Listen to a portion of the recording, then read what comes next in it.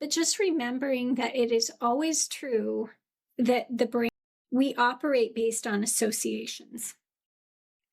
And so if we've done something for a long time and there's many associations, right? Like to just shut it down or just not feel it or not express it or not attune to it, because that's been our conditioning either from very early on or a chronic situation that's gone on, then that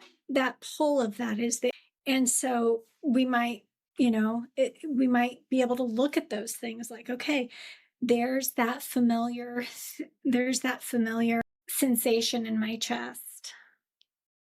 or that's that familiar me saying it's fine when it's not, or there's that familiar me, getting stuck in my head or shutting down or getting numb or getting angry at someone who doesn't, who doesn't, the situation doesn't merit it, because that is a lot to hold. And, and a lot of people feel the weight of that, but again,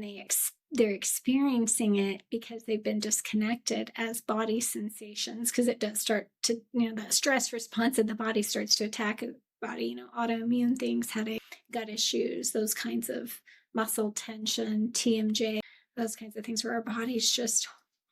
holding that stress and responding. So that's why, I really feel really strongly that when you work through somatic stuff, which is just feeling through the body sensations, so we're doing that through meditation, body scan, just noticing sensation, attunement, everything else gets so much easier. And if you try to do it the other way around, it really, and people who've kind of tried to maybe at times speed through have noticed that, like, oh, I think I need to go back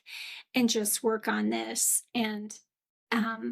just, you're never doing too little by just focusing on that. In fact, a lot of times, if you find that there are a lot of words, like your mind's racing and a lot of words and a lot of things you're thinking about and trying to figure out and going to, it's the mind's attempt to pull you away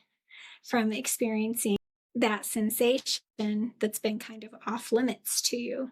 or that grief that feels too big, or the stress that's been repressed, or in some cases, like the trauma that's been pushed down.